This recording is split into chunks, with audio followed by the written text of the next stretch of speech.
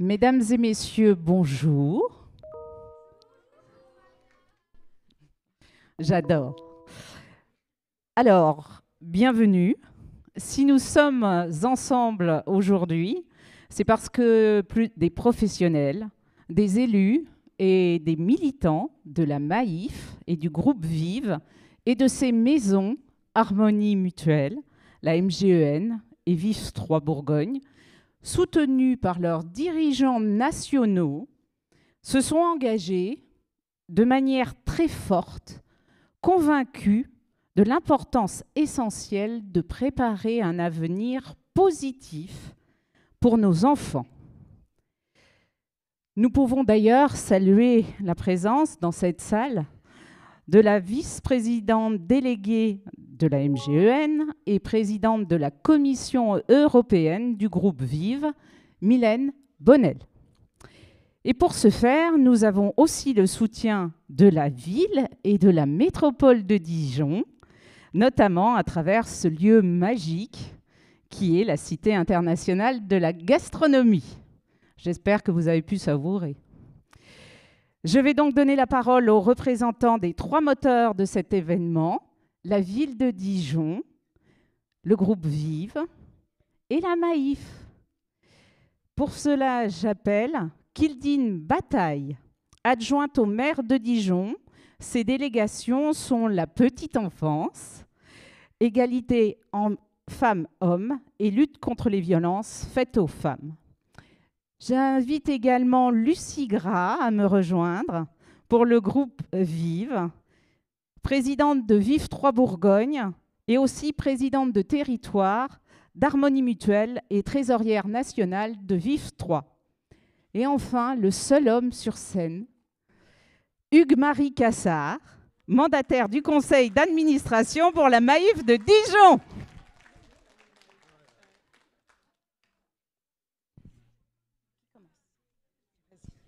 Je vois que le monsieur a des fans.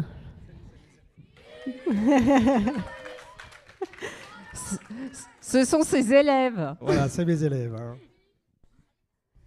Alors, c'est à moi de commencer, c'est ça? Alors, je vais être rapide. Donc, d'abord, bonjour à toutes et à tous. Je suis ravie d'accueillir les dirigeants, représentantes, représentants de la Maïf, du groupe Vive et vous toutes et tous à Dijon. Je suis adjointe au maire, ça a été dit, et je m'occupe de petite enfance. L'enfance, c'est sacré, et l'avenir des enfants est sacré. On vit dans une société qui est bouleversée par beaucoup de choses. L'écologie, notamment. Donc, ce que vous allez vivre pendant 2 jours et ce que vous proposez est une expérience unique, et je suis ravie qu'elle se passe à Dijon, dans cette belle cité de la gastronomie et du vin. Et donc, l'écologie, c'est pas une option, c'est une urgence. Et donc, nous devons absolument, dès le plus jeune âge, garantir aux enfants un environnement sain, une alimentation saine, de qualité, accessible. Donc, ce que vous allez proposer pendant 2 jours entre en complète résonance avec le programme éducatif de la ville de Dijon qui s'appelle Génération Dijon et qui traite aussi des questions d'alimentation saine et de respect du vivant. Le deuxième bouleversement, c'est le numérique. Je sais que vous allez en parler, le numérique éthique. Internet doit être un lieu d'émancipation pour les enfants dès le plus jeune âge. Il ne doit pas être un lieu de violence. Je sais que vous y êtes toutes et tous très attachés, et moi aussi. Et dans le programme de Génération Dijon, nous avons aussi des actions en faveur d'un numérique éthique pour les enfants. Et puis enfin, et j'y suis particulièrement attachée, la question de l'égalité, de l'inclusion, de la diversité, c'est très important. C'est une des priorités de l'action municipale que de lutter contre les violences faites aux femmes et à leurs enfants. Et je sais aussi que vous allez traiter ces questions-là. Donc vraiment, merci à toutes et tous pour votre engagement, pour votre venue à Dijon sur ces sujets-là. Et je serais ravie de pouvoir rester quelques moments, peut-être en saut de puce parfois, parce que je mène d'autres actions. Mais en tout cas, merci beaucoup pour votre engagement et bon séjour à Dijon. Merci. Lucie? Bonjour à toutes et à tous. Alors moi, je suis vraiment ravie de ces 2 jours consacrés à l'enfance et à la jeunesse. Bienvenue ici à Dijon et à la Cité de la Gastronomie, que je remercie pour son accueil, ainsi qu'à la ville de Dijon. Merci beaucoup, chère Kildine. Je suis ravie déjà parce que l'enfance, c'est le début de quelque chose. C'est le début de la jeunesse. C'est le début de la vie à laquelle il faut se préparer et c'est éminemment stratégique. Donc oui, nous devons investir dans l'enfance et la jeunesse, pour eux d'abord, pour que leur vie soit bonne, pour nous ensuite parce que c'est notre avenir, ces enfants qui vont prendre soin de nous, et puis c'est aussi l'avenir de la planète. N'oublions pas que nous empruntons la planète à nos enfants. Alors se préoccuper des enfants, c'est un devoir de solidarité. Évidemment, ça nous parle en tant que mutualistes. Ce fut une forte préoccupation de la mutualité française et de Vivre 3 Bourgogne en particulier, qui considère qu'il est de la responsabilité de celle du mouvement mutualiste de s'intéresser aux enfants et aux jeunes générations en répondant aux besoins sociaux actuels dans une perspective de solidarité intergénérationnelle garante de la mutualisation des risques. Alors, le lien intergénérationnel n'est pas envisagé sous l'angle exclusif de l'aide des plus jeunes ou que l'aide des plus jeunes se devrait d'apporter aux aînés, mais bien comme un échange réciproque entre les générations. Alors, pour que les jeunes puissent raisonner sur leur vie entière, accepter d'être solidaires de la personne âgée ou malade qu'ils seront peut-être eux-mêmes un jour, et pour susciter l'engagement des nouvelles générations de militants mutualistes, c'est aussi agir pour la pérennité de notre modèle mutualiste. C'est surtout investir pour l'avenir, c'est surtout pour investir pour l'égalité des chances, l'a dit Kildine. Historiquement, ici en Bourgogne, les activités enfance de Vivre 3 Bourgogne s'adressent à l'accompagnement et au parcours des jeunes en situation de handicap. C'est notre histoire. Le premier établissement ici a été ouvert dès 1958 à Nolay. Il s'agissait d'un institut médico-pédagogique destiné à l'accueil des jeunes enfants handicapés mentaux. Alors à l'époque, face à la marginalisation et à l'enfermement des jeunes handicapés, qui dans les mœurs devenaient inacceptables, des militants mutualistes associatifs et des élus locaux ont devancé le législateur pour créer de nouvelles solutions. On dit aujourd'hui que la mutualité était défricheur social. Ce fut en 1958 des soins élémentaires à l'accès aux apprentissages, puis à l'école, aux projets individuels de vie, à l'accès à la culture, au sport et à l'insertion professionnelle. On a parlé d'insertion, aujourd'hui on parle d'inclusion, mais tout ceci est bien dans le seul objectif de l'égalité. Ensuite, c'est-à-dire à partir des années 1980, nous avons fait le choix de développer une offre de services en direction de la petite enfance pour accompagner les familles. Les administrateurs élus mutualistes étaient alors convaincus du rôle des services à la petite enfance en matière d'intégration sociale, de bien-être des familles, d'égalité des chances, autant de facteurs déterminants de santé, de cohésion sociale, mais aussi de différenciation mutualiste. Cette ambition s'est concrétisée avec la mise en œuvre d'un premier relais d'assistantes maternelles mutualistes à Châtillon-sur-Seine. Aujourd'hui, nous avons une dizaine de crèches en gestion.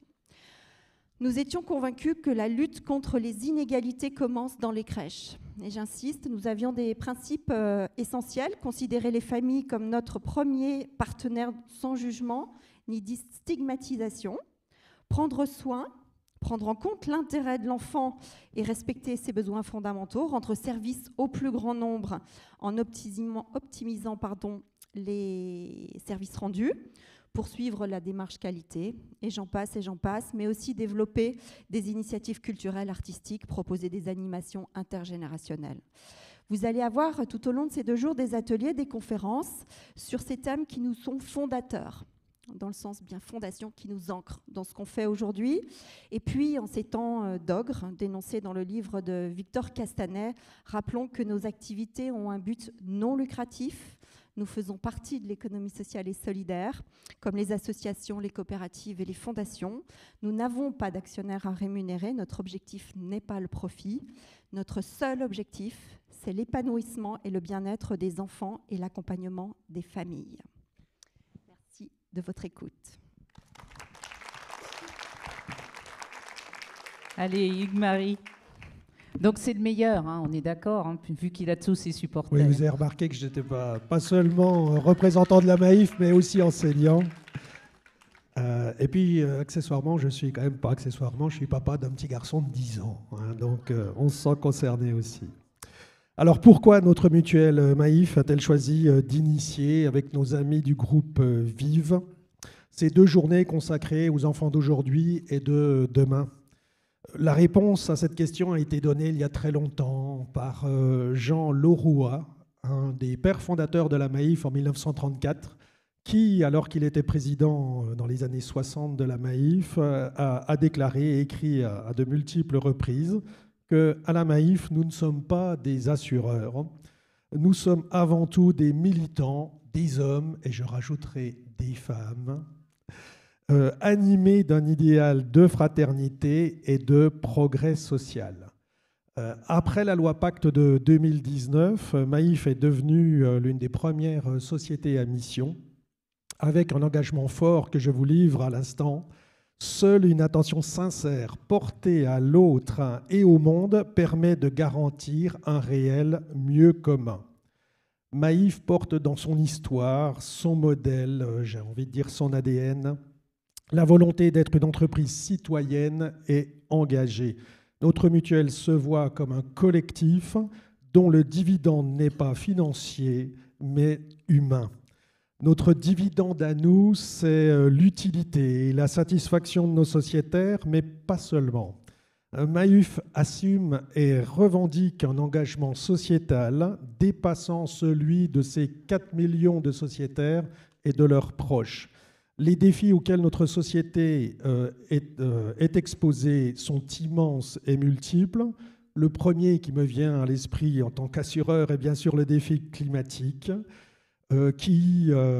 Défi climatique qui met la Maïf, comme tous les autres acteurs de l'assurance, devant une équation très difficile à résoudre.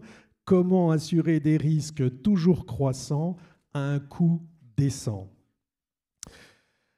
Ces défis, nous devons les relever pour les enfants d'aujourd'hui, les enfants de demain. C'est pourquoi notre attention sincère durant ces 2 journées, 17 et 18 octobre, va se porter sur nos enfants. Les mutations auxquelles notre jeunesse doit et devra faire face n'ont peut-être jamais été aussi nombreux et aussi importants. Ce 17 octobre résonne en moi comme un moment particulier. Il est le témoin de ces mutations, puisque aujourd'hui nous commémorons les 4 ans de l'assassinat de Samuel Paty, tombé sous les coups du fanatisme. Comment se construire dans une société où des professeurs sont assassinés pour avoir enseigné la liberté d'expression, pour avoir enseigné la tolérance, la démocratie, et assassinés parfois par leurs anciens élèves, comme ce fut le cas pour Dominique Bernard. Ces questions ne se posaient pas à moi quand j'étais plus jeune. Elles sont vraiment des défis difficiles à relever. Comment se construire dans une société également toujours dans l'accélération, avec des mutations climatiques, écologiques, environnementales, les mutations des technologies de l'information, de la communication, les fractures de notre société. Comment vivre quand on est enfant dans cette société anxiogène où la haine, la violence, le rejet se déclament trop souvent dans nos rues, dans nos écoles ou sur les réseaux sociaux. Malgré la noirceur de ce questionnement, nous avons, me semble-t-il, quelques raisons d'espérer.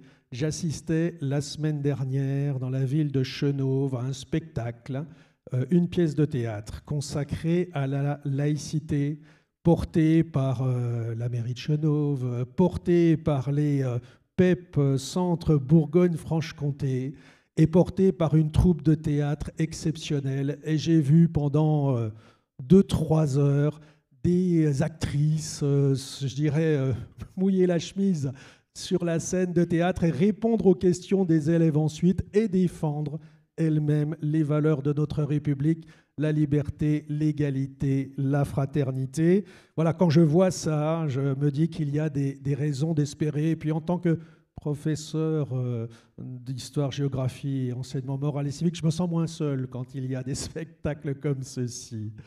Voilà, j'y vois la réaction de la société civile, une réaction salutaire pour éduquer nos enfants, puisqu'il faut faire société pour éduquer nos enfants. Aujourd'hui, c'est à nous tous, acteurs mutualistes, Maïf, acteurs du groupe Vive, la mairie de Dijon qui nous accueille aujourd'hui, et aussi tous les intervenants qui ont répondu, professionnels, associations qui ont répondu à notre invitation, et à vous tous, public, pour votre attention, votre écoute et votre participation durant ces 2 journées. C'est à nous tous de faire société au cours de ces journées pour répondre aux défis qui attendent déjà aujourd'hui et demain nos enfants. Voilà. Merci.